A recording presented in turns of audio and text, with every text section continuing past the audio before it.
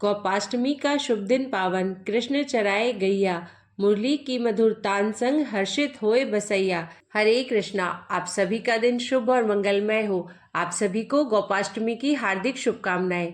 भगवान कृष्ण आप सभी पर अपनी कृपा बरसाते रहे और आप सभी की झोलियां खुशियों से भरते रहे। आज की वीडियो में आप जानेंगे कि साल 2024 में गोपाष्टमी कब है, इसका शुभ मुहूर्त क्या है, पूजा विधि, व्रत, महत्व और पौराणिक कथा। गोपाष्टमी एक बहुत महत्वपूर्ण हिंदू त्योहार है जो भगवान कृष्ण के गोपालन और लीलाओं की याद दिलाता है। गोपाष्टमी दो शब्दों से मिलकर बना है, जिसमें गोप का अर्थ है गायों का पालन करने वाला या गोपाल, और अष्टमी का अर्थ है अष्टमी तिथि या 8वां दिन।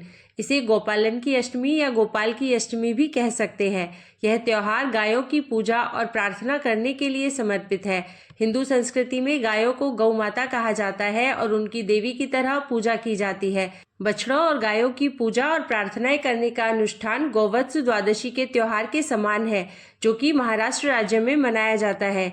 तो चलिए जानते हैं गोपाष्टमी का पर्व इस साल यानी 2024 में कब मनाया जा रहा है। साथ ही जानेंगे इस दिन का महत्व, पौराणिक कथा और पूजा विधि के बारे में। गोपाष्टमी हर साल कार्तिक मास के शुक्ल पक्ष की अष्टमी तिथि को मनाई जाती है। पंचांग के अनुसार इस साल यानी 2024 में गोपाष्टमी तिथि की शुरुआत 8 नवंबर रात्रि 11:56 से होगी, जो कि 9 नवंबर रात 10:45 तक जारी रहेगी। ऐसे में उदया तिथि के अनुसार गोपाष्टमी का पर्व 9 नवंबर को मनाया जाएगा। मान्यता के अनुसार इस दिन सर्वप्रथम भगवान कृष्ण ने गायों को चराना आरंभ किया था, इसलिए इस दिन गौ माता के साथ बछड़े की भी पूजा की जाती है। मान्यता है कि यदि गोपाष्टमी के दिन विधि विधान से गाय का पूजन व सेवा की जाए तो देवी देवताओं का आशीर्वाद प्राप्त होता है। गाय की पूजा करने से श्री कृष्ण प्रसन्न होते हैं और अपने भक्तों पर कृपा बरसाते हैं। इस दिन गाय की पूजा करने से घर में सुख, समृद्धि और शांति का वास होता है। तो आइए जानते हैं गोपाष्टमी की पूजा विधि और महत्व के बारे में। अष्टमी तिथि को ब्रह्म मुहूर्त में उठकर सबसे पहले स्वयं स्नान आदि करना चाहिए और भगवान कृष्ण के समक्ष दीप प्रज्वलित करें। इसके बाद गाय और उसके बछड़े को नहलाकर तैयार करें। गाय को घुंघरू आदि पहनाए। गाय को आभूषण या फूलों की माला पहनाकर श्रृंगार करें। गौ माता के सींग रंगकर उसमें चुनरी बांधे। अब भली भांति इस दिन गाय का पूजन करें और भोजन कराएं। इसके बाद गाय की परिक्रमा करें। गोधूली बेला में पुनः गाय का पूजन करें और उन्हें गुड़, हरा चारा आदि खिलाएं। यदि आपके घर में गाय ना हो तो किसी गौशाला में जाकर गाय का पूजन कर सकते हैं। उन्हें गंगाजल, पुष्प अर्पित कर सकते हैं। गौशाला में दीपदान कर सकते हैं। गौशाला में भोजन और अन्य सामान का दान भी आज के दिन आप कर सकते हैं। इस दिन भगवान श्री कृष्ण की पूजा भी की जाती है। भगवान कृष्ण की पूजा करके गौ माता को तिलक लगाकर फिर भजन कीर्तन करने चाहिए। आज के दिन आपको सच्चे मन से गोपाष्टमी की व्रत कथा जरूर सुननी चाहिए। तो चलिए अब सुनिए गोपाष्टमी की पौराणिक कथा। इस कथा के अनुसार जब कान्हा जी ने 6 वर्ष की आयु में प्रवेश किया, तब एक दिन वो अपनी मैया यशोदा से बोले कि मैया अब तो हम बड़े हो गए हैं। तो मैया यशोदा बोली, अच्छा लल्ला, अब तुम बड़े हो गए हो तो बताओ अब हम क्या करें। तो कान्हा जी कहने लगे, मैया अब हम बछड़े चराने नहीं जाएंगे, अब हम बड़े हो गए हैं, इसलिए अब हम गाय चराने जाएंगे। क्योंकि तब ऐसा होता था कि जो छोटे छोटे बालक होते थे उन्हें बछड़े चराने का काम दिया जाता था। गौ माता बड़ी होती है तो उन्हें चराने के लिए बड़ी आयु के ग्वाले ही जाया करते थे। कान्हा जी का गौओं के प्रति और बछड़ों के प्रति प्रेम तो सभी को पता था।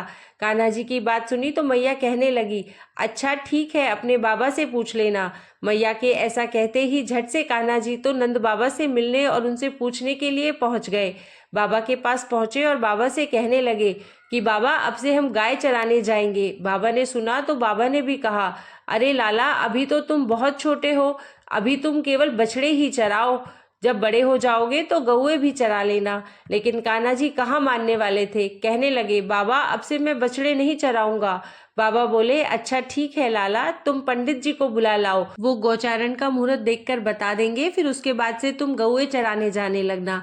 कान्हा जी को बस इसी बात का इंतजार था। बाबा के मुंह से हाँ सुनकर झट से पंडित जी के पास दौड़कर पहुंचे और बोले, पंडित जी आपको बाबा बुला रहे हैं, गौचारण का मुहूर्त देखना है। और एक काम करना पंडित जी, आप आज का ही मुहूर्त बता देना। अगर आप ऐसा करेंगे ना तो मैं आपको बहुत सारा माखन दूंगा। पंडित जी ने सुना तो कान्हा जी के मुख से माखन का प्रलोभन सुनकर पंडित जी समझ गए कि कान्हा जी को तो गौएं चराने की बहुत जल्दी है। अब पंडित जी नंद बाबा के पास पहुंचे, बार बार पंचांग देखकर गणना करने लगे। तब नंद बाबा ने पूछा, पंडित जी क्या बात है, आप बार बार क्या गिन रहे हैं?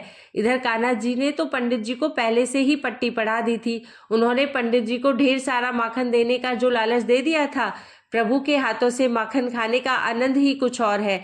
पंडित जी नंद बाबा से कहने लगे कि क्या बताएं नंद बाबा जी, केवल आज का ही मुहूर्त है, उसके बाद तो अगले 1 वर्ष तक गौचारण का कोई मुहूर्त ही नहीं है। पंडित जी की बात सुनकर अब नंद बाबा ने भी अपने लाला को गौचारण की स्वीकृति दे दी। अब भगवान जो भी कार्य जिस समय भी कर ले वही शुभ मुहूर्त बन जाता है। उस दिन भगवान ने गौचारण आरंभ किया। अब वह शुभ तिथि थी कार्तिक मास के शुक्ल पक्ष की अष्टमी तिथि। भगवान के पहली बार गौचारण आरंभ करने के कारण ही यह तिथि गोपाष्टमी कहलाई। मैया यशोदा ने अपने लल्ला का श्रृंगार किया। पूरा श्रृंगार करने के बाद जैसे ही वो उनके पैरों में जूतियां पहनाने लगी तो लल्ला ने मना कर दिया। कान्हा जी बोले, मैया अगर मेरी गौएं जूतियां नहीं पहनती तो भला मैं कैसे पहन सकता हूँ? अगर पहना सकती हो तो पहले मेरी सभी गायों को जूतियां पहना दो, तब मैं भी जूतियां पहन लूंगा। कहते हैं कि तब भगवान जब तक वृंदावन में रहे उन्होंने अपने पैरों में कभी भी जूतियां नहीं पहनी। वे जब भी गौओं को चराने के लिए जंगल में जाया करते नंगे पांव ही जाया करते। आगे आगे गौएं और उनके पीछे पीछे बांसुरी बजाते हुए कान्हा जी, और उनके पीछे पीछे बलराम जी, और उनके साथ उनके ग्वाल बाल चला करते। इस प्रकार से विहार करते हुए भगवान ने उस वन में प्रवेश किया। कहते हैं तभी से भगवान की गौचारण लीला का आरंभ किया। यह थी गोपाष्टमी की कथा। तो बोलिए कृष्ण गोविंद की जय।